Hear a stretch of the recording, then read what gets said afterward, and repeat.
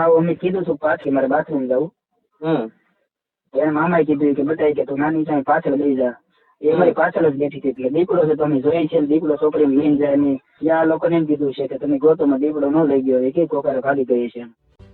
એ લોકો ખોટા ખોટો આક્ષેપ નાખ્યો. એ કે તમારા કપડામાં વાસ આવતી હતી. તો એ લોકો કઈ કપડા જે આમ નામ છે. એ લોકો ન્યાય કીધું હતું તમે તમારા કપડા તમે ટેસ્ટ કરી લો, એની તમે લેબોરેટરી કરો. દીપડો લોકી પકડીને આમ વી ગયો ગયા અમે સાથે સાથે વાહ ગયા અમે. તો દીપડો જીડ્યો નહીં. એ કે જંગલ ખાતા બોલાય એવું કે વાહ આવે. એ બધા આવ્યા લોકો ને અમે ગોતતા હતા. જંગલ ખાતા વાળા ગોતતા પછી દીકરી અમને ન મળી. અક્ષય જોશીએ જણાવ્યું હતું કે તે કુદરતના આહવાનનો જવાબ આપવા પરિક્રમાથી થોડાક ફૂટ દૂર ગઈ હતી અને એક દીપડો દ્વારા હુમલો કરવામાં આવ્યો હતો અને તેને જંગલમાં ઊંડે સુધી ખેંચી ગયો હતો. તેના સંબંધીઓએ આ જોયું અને ચેતવણી ઉચ્ચારી હતી. અક્ષય જોશીએ જણાવ્યું હતું કે અમારો સ્ટાફ ઘટના સ્થળથી થોડાક 100 મીટર દૂર કેમ્પમાં તૈનાત હતો અને પોલીસે ઝડપથી જવાબ આપ્યો હતો. તેઓને સવારે 8 વાગ્યાની આસપાસ નિર્ધારિત પરિક્રમા રૂટથી 100 મીટર દૂર પગમાં ગંભીર ઈજાઓ સાથે બાળકી ઘાયલ અવસ્થામાં પડેલી મળી હતી.